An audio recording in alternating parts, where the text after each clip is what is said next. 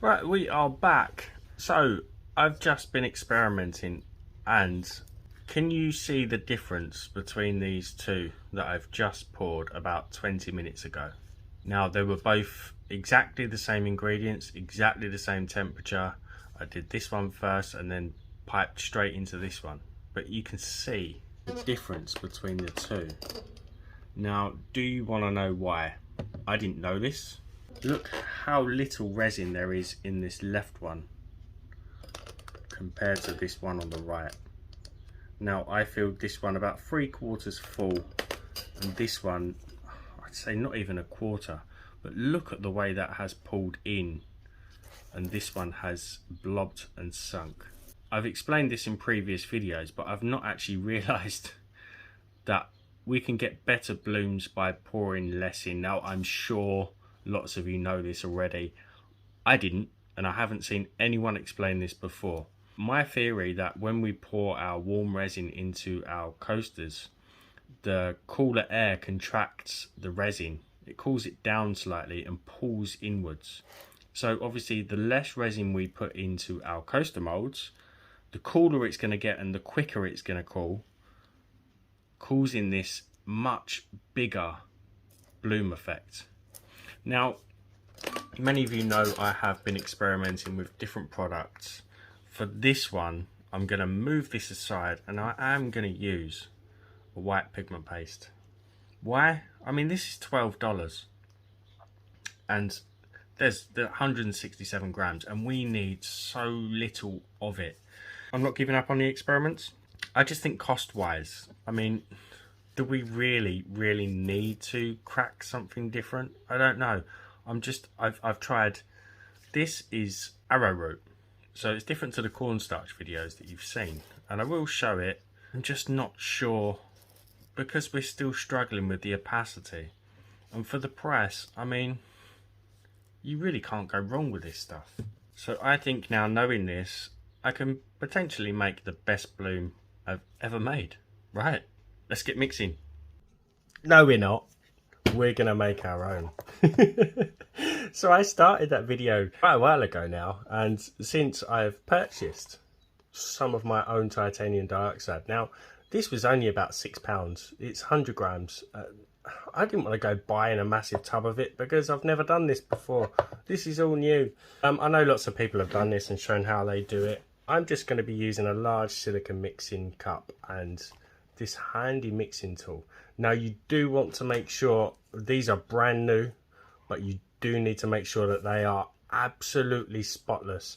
One small bit of fibre in your mix could potentially find its way into your work. So just a bit of tape, just go around and make sure that it is absolutely spotless, as well as whatever you are mixing it with, just make sure it's clean. So I also ordered in lots of these. I can use them for different things. I really don't think I'm going to be able to use the funnel that comes in to be able to get the mix into these bottles. So I might have to improvise, maybe use a piping bag or something like that. Or what I'm thinking as well is that we could possibly lower the viscosity by warming the mix up. It may lower it to a pourable consistency to get it into our bottle. So the shelf life on this powder is roughly 2 years. I really can't see that being an issue, but resin also does have a shelf life. So you can see on this box here, the collaboration resin, the expiry date is the 13th of April 2024. So I presume whatever the expiry date is on this resin will be the expiry date for our pigment paste. But don't quote me on that. I haven't a clue. But that does make sense, yeah? Again, I've never done this before. So let's rip off that seal. And we are just gonna make it up as we go along. Many of you are probably thinking, go and watch a video by such and such an artist. I mean, I could, but I prefer to just jump straight in. It's quite lumpy. So what we can also do with this is make our own sinker alcohol inks. You've seen me do it before with a pigment paste. So I use this exact pigment paste to make my own sinker alcohol ink. We can do the same with this. So I've got my small mixing cups here. So I'm going to use 2 of these, I think, fill it up to 2 tablespoons and pop that in there.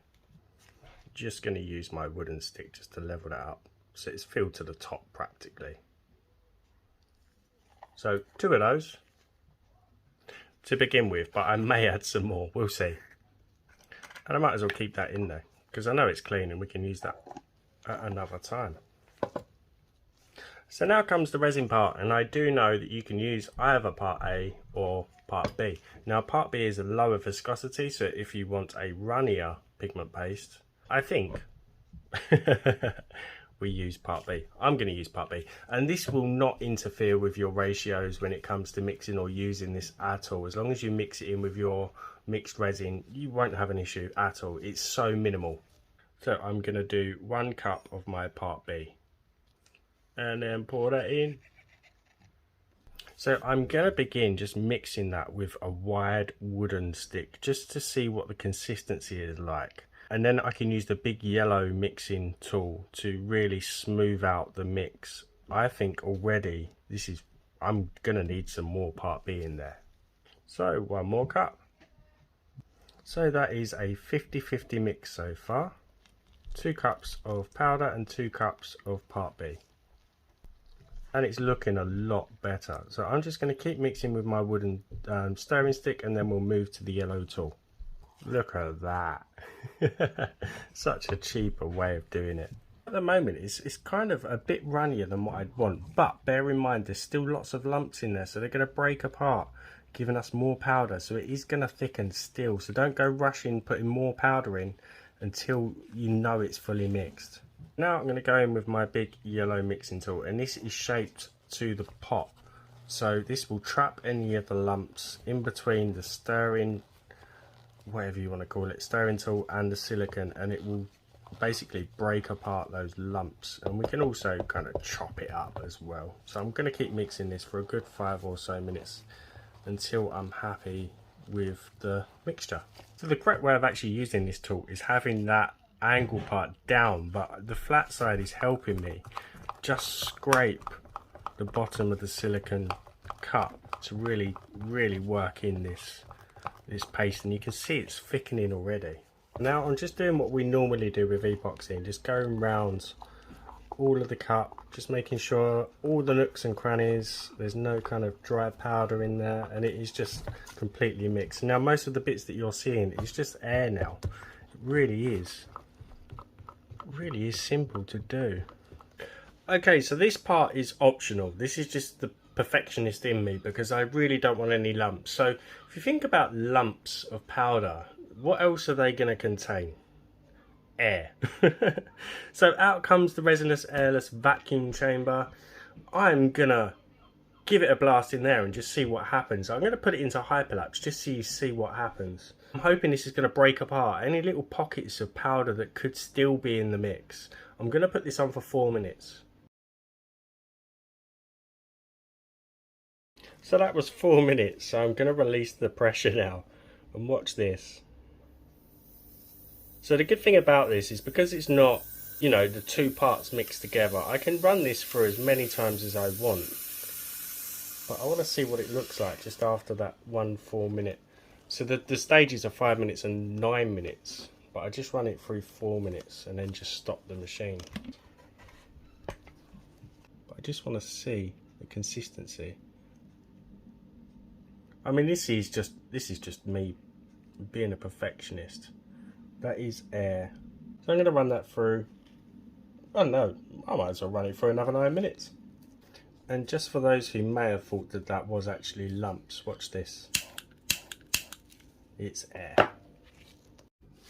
Okay, there's still some bubbles in there, but they will rise inside the bottle and pop on their own. But I'm really happy with the consistency of that. Again, you can just see some micro bubbles in there.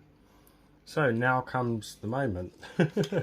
Can I pour it into this small bottle? We'll see. I think the viscosity is low enough. If I can get it coming out slow and steady, that is the trick. Yeah, we can do this. We can do it. I'm not going to bore you with this whole thing though, but you can see it is pouring in.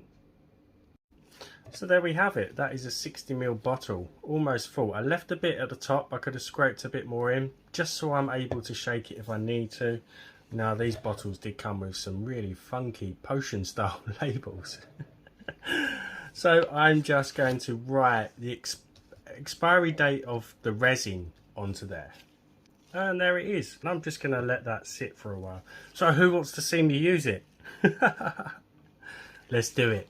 But as for this, just scrape it out, and I could probably put some of this, get more of this out and put it into like a separate bottle or separate pot, and then just clean it out or store it in a bag where it's not going to be contaminated, ready for next time. So what I've done is just scraped out the excess. I've got about 5 milliliters in my precision bottle, so I can just use that to maybe make an alcohol ink or something.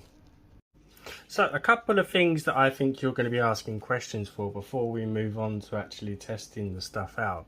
So you saw me use part B from my collaboration resin. You can buy from Let's Resin part B, which is the normal.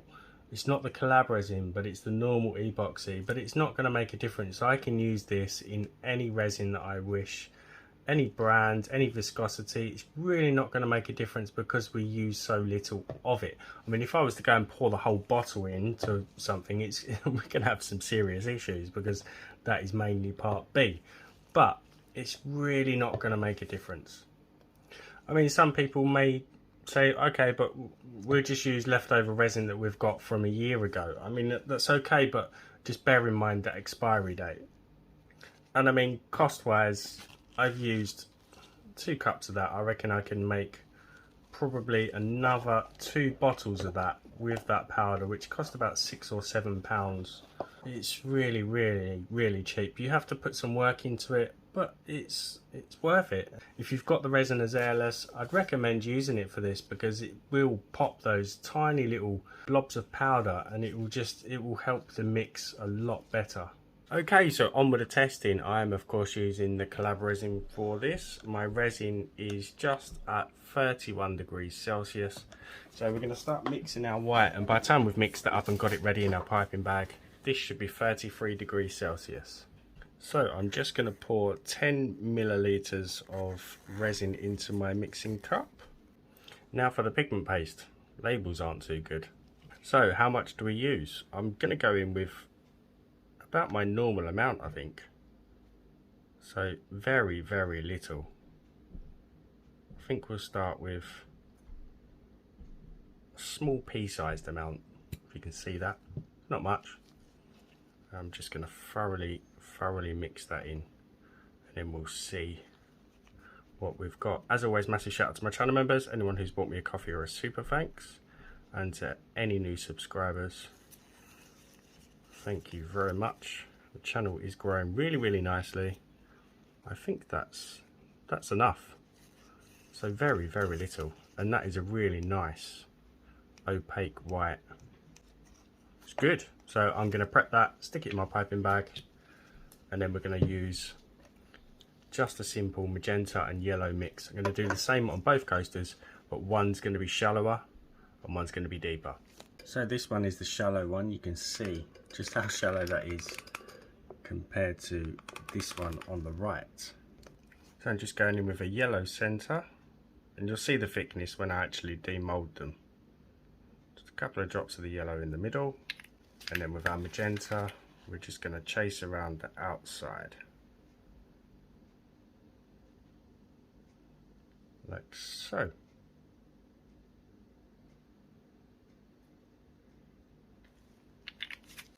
And I'm just gonna again just do the same thing. I've cut the piping bag fairly wide, not too wide, and I'll try and get hyperlapse so we can kind of compare the difference of the two,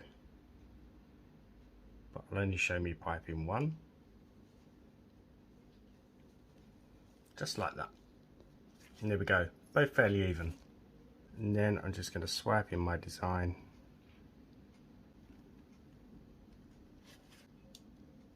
I'm not going to swirl the middles this time. I always do. I know I've got some bubbles around the edges, but this is more just for the experiment of the paste. I'm not too worried.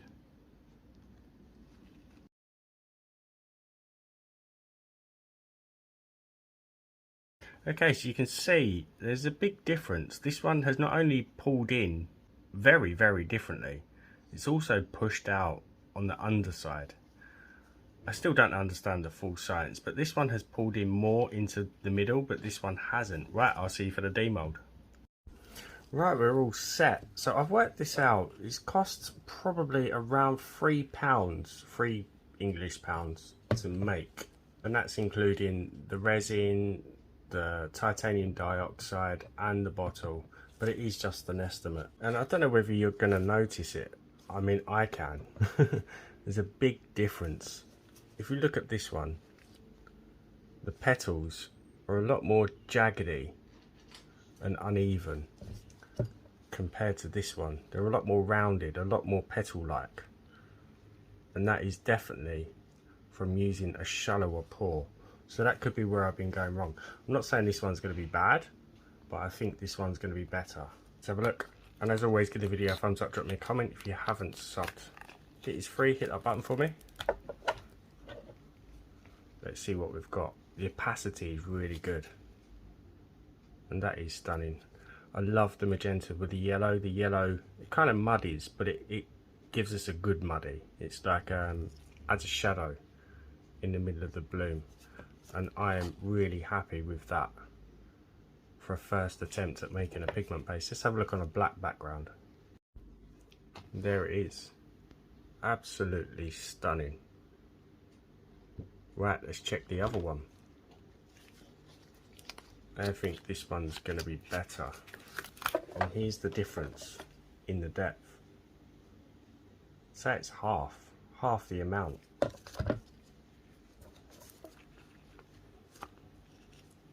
There we go. Very, very different. Again, you may not see it, but I can. A lot more kind of uniformed compared to the deeper one. And that is, I know I say this with every bloom video, but that is one of the best blooms I've ever made, and it was with my own pigment paste. Right, I hope you enjoyed that one. Hope it wasn't too long, but there you go, make your own pigment pastes. I'll be using that from now on. Right, see you for the next one. Bye for now.